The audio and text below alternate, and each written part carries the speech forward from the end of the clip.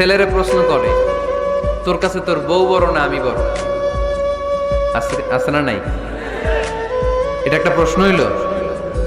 তোর বউ বড় না আমি বড়? দুইজনেই বড়।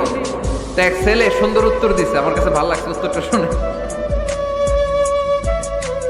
এক মা প্রশ্ন করছে, তোর এতদিন আমি লালন পালন করে বড় করলাম, জীবন যৌবন তোর জন্য শেষ করলাম, আজকে বউ পাইয়া বউ তোর আপন হয়ে গেল। এবার ছেলে উত্তর দিছে, মা আমার মুখ থেকে মা ডাক শোনার জন্য তুমি কি কষ্টটাই না করছো জীবনে।